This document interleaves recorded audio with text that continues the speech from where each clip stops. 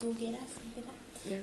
Bueno, voy a empezar un poquito con unas preguntas, acerca del colegio, de los escolapios y todo eso. La primera pregunta es un poco tu definición del modelo escolapio aplicado a la educación. Bueno, San José de Calasanz en el siglo XVII abre las escuelas en Roma, viendo a niños que vivían en la calle, que no tenían acceso a la educación porque no existía ningún sistema educativo, ninguna red pública, y entonces él abre las escuelas con el deseo de que las escuelas pías, que significa gratuitas, escuelas gratuitas, sean preventivas. Él lo que quiere es que la escuela sea un lugar donde, dando a los niños la formación adecuada, prevenga de un estilo de vida que no sea ni idóneo, ni adecuado, ni digno para un niño. Por tanto, las escuelas pías nacen con el afán de prevenir las consecuencias de no tener acceso a la educación. Una de las principales diferencias entre un centro escolapio y cualquier otro centro es un departamento consolidado como es el de pastoral. Entonces mi pregunta es, ¿cuál es su función educativa y las directrices de este centro? Pues continuando con el tema de la educación preventiva, Calasanz, cuando se plantea educar a los niños, él tiene un planteamiento integral. O sea, él quiere que se eduque a toda la persona, y para él la persona la concibe como una persona que tiene necesidades cognitivas, intelectuales, emocionales y también espirituales o interiores o trascendentales.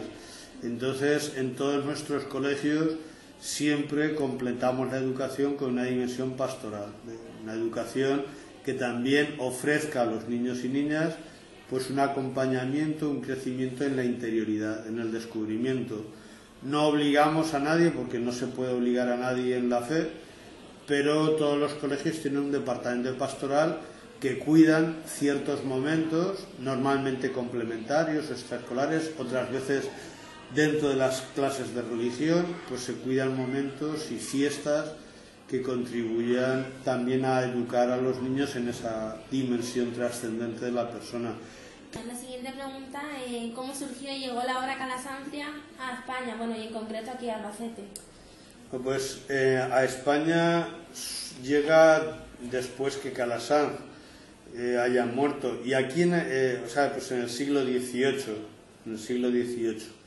Aquí en Albacete los escolapios llegan a principios del siglo XX. En el año 1920 aproximadamente llegan los primeros escolapios, pero no hay edificio. Entonces empiezan a dar clases en edificios alquilados. Bien, a partir del año 22 se empieza a construir este colegio, y este colegio se inaugura en el año 24. Quiere decir que en el 2014 celebraremos los 90 años del colegio. Y llegan aquí pues por escolapios de otras provincias donde ya había presencia escolapia.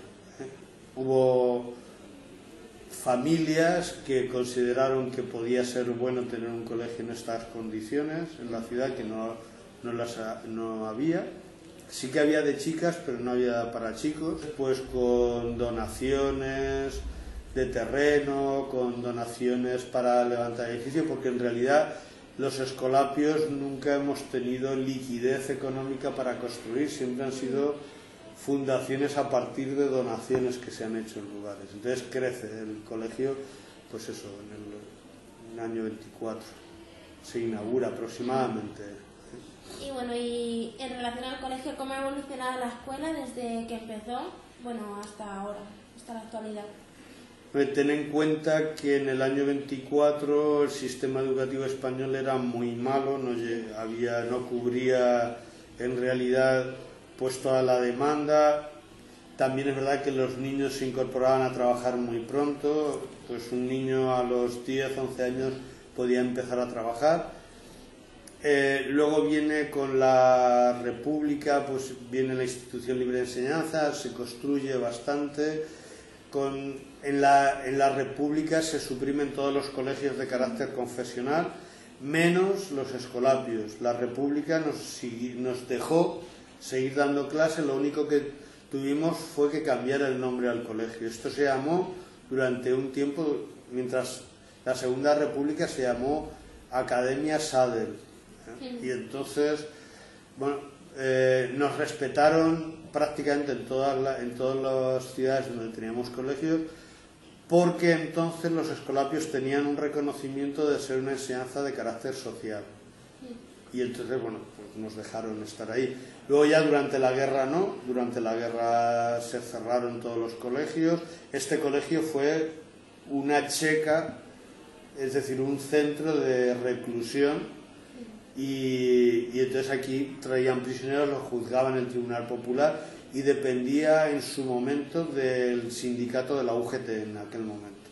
Y tuvimos suerte, se perdió toda la documentación que había, pero tuvimos suerte de que no lo quemaron. Ese es el sentido. Bueno, ahora van un poco las preguntas más personales, ¿vale? Una es, ¿por qué decidiste dedicar tu vida a la educación? Iba a hacer ingeniería técnica en Alcalá de Henares, y bueno, yo tenía 20 años y yo había estado en mi adolescencia muy vinculado a los grupos de pastoral del colegio, a los grupos cristianos, estaba también muy vinculado a los scouts. Y bueno, aunque yo tenía más o menos un esbozo de lo que podría ser mi vida, estaba también saliendo con una chica en ese momento, llevaba un tiempo. Pero bueno, hubo un momento, en realidad, que fue una Pascua juvenil, una Pascua de jóvenes, donde yo me planteé la necesidad de que hubiera sacerdotes como Calasanz que continuaran la obra. Y yo en aquel momento no tenía claro si yo podía ser, pero tampoco tenía inconvenientes, o sea, tenía disposición para ver si era ese tipo de vida para mí, aceptarlo también. Entonces hice una petición de hacer una experiencia con los escolapios, hablé con la chica con la que estaba saliendo, en fin, arreglé un poco las cosas. Y bueno, pues a los 20 años decidí, y desde entonces, ahora tengo 51, llevo 31 años dedicándome a eso. ¿Qué es lo que me motivó? Bueno, la disposición, o sea, no tenía nada en contra, yo creo que tenía facilidad para trabajar con los niños, me gustaba la escuela, quiero decir, mi vida podría haber sido otra cosa si hubiera solo con... Pero yo desde la fe interpreto que Dios tenía para mí previsto que fuera escolapio, entonces, pero claro, tiene validez para mí, para otros, pues no lo sé. Bueno, la siguiente, ¿cuánto tiempo llevas en la educación? Y que si, bueno, ¿siempre has impartido clases en centros escolapios o también en otros centros? Bueno, como educador llevo ya casi 25 años dando clases, he dado clases en diferentes colegios escolapios, y he estado en diferentes países también.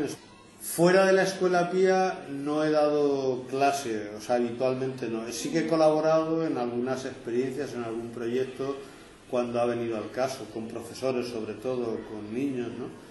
También en tareas de tipo social, por ejemplo, en escuelas de refuerzo o horas de apoyo y... Bueno, me he movido fundamentalmente dentro de la escuela, de las escuelas pías, fundamentalmente. Bueno, y un poquito por donde iba encaminada antes, ¿has estado ejerciendo la educación pero en países subdesarrollados? Sí, bueno, he estado en países donde la educación no cubre, por ejemplo, yo ahora mismo que conozca y haya trabajado directamente, he estado en Guinea Ecuatorial y en Senegal, en África, y en América pues he estado en México, he estado en República Dominicana, en Nicaragua y en Costa Rica. Lugares donde hay escolapios, ahí normalmente lo que tenemos es una escuela doble o triple. Tenemos una escuela diurna que normalmente es privada y tienen que ir gente que puede asumir las cuotas, pero con esas cuotas podemos abrir una escuela vespertina o nocturna, que normalmente van chicos ya mayores que no tienen, digamos, la enseñanza obligatoria, es como si no hubieran terminado la ESO, y entonces de manera gratuita se les ayuda a que terminen la enseñanza obligatoria. Pero para poder tener esa escuela gratuita tenemos que financiarla con la escuela diurna. Normalmente suele ser así. La siguiente pregunta, ¿cambiarías tu lugar de estancia actualmente, o sea, a la hora de actualidad, para estar en otras escuelas calasances? Hombre, yo llevo aquí en Albacete, yo creo que son 13 años desde que me enviaron. Me eduqué aquí desde los 6 a los 14, por tanto yo estoy muy bien aquí. Además un colegio pues al que quiero, aprecio, se trabaja bien, yo estoy muy cómodo con los alumnos de aquí. Pero también estoy por razones familiares. Pero mi gran sueño y mi gran deseo ha sido siempre irme a África. A África o a donde me manden, ¿no? Pero sobre todo a un contexto distinto. También es verdad que es más agradecido el trabajo allí. Es decir, allí prácticamente la gente es muy generosa, muy acogedora, aunque no haya de nada y aunque vivas más precariamente, lo que haces lo vives desde otra perspectiva. Bueno, para terminar ya un poco, que nos comentes tu experiencia personal y profesional en lo que es la escuela Calasancia. Bueno, yo me eduqué en la escuela Escolapia Calasancia de pequeño y he tenido la oportunidad de educar y de seguir educando. O sea, a nivel general yo creo que hay un deseo por parte de todos los claustros. Yo creo que a nivel general hay una apuesta por mantener el crédito de lo que tienen que ser una escuela Escolapia, ¿no? Entonces hay una preocupación. Yo creo que hemos cambiado, pero creo que tenemos que seguir cambiando. Yo creo que el reto es dar respuestas adecuadas a nuevas necesidades que van surgiendo. Los niños que vienen a la escuela no son como cuando yo fui niño y vine a esta escuela, es otra cosa. Y los profesores tenemos que saber dar respuesta a eso. No podemos anclarnos en querer dar respuestas que valieron en su momento, pero hoy no valen. Yo creo que la disposición es buena en la mayoría de los colegios. La mía también lo es. Y luego, pues yo creo que los niños siguen siendo niños, aunque el contexto en el que viven pues va cambiando, ha cambiado muchísimo. En cuanto a las necesidades, yo creo que necesitamos seguir educando a las nuevas generaciones, y en cuanto a cómo hacerlo, pues tenemos que investigar. Yo creo que los profesores en el presente y en el futuro serán buenos profesores si son creativos, si son personas que tienen vocación. Para educar hay que tener vocación. O sea, sin vocación es imposible educar, ni en la escuela Escolapia ni en ninguna escuela. Hay que tener vocación por la educación, tener mucha creatividad y tener el coraje suficiente para afrontar los sinsabores de la educación, que son muchos. Porque también en la educación hay mucha incomprensión, muchas veces por la sociedad, por los padres, por los mismos alumnos, que no siempre entienden bien. Y luego por uno mismo, porque si yo creo que ya lo sé todo y no puedo aprender nada, pues ya ni leeré nada, ni estudiaré nada, ni veré nada. Entonces, pues... Pero yo sí que estoy satisfecho en la evolución que hemos seguido, aunque creo que la evolución, por buena que sea, siempre es incompleta. Siempre hay cosas que podemos hacer mejor. Y el futuro, pues quien esté educando en esta casa o en cualquier colegio, pues si quiere educar tendrá que aprender a hacer las cosas mejor. Vale, pues muchas gracias, Pablo, Nada, por ayudarnos. a vosotras, que os vaya el trabajo muy bien.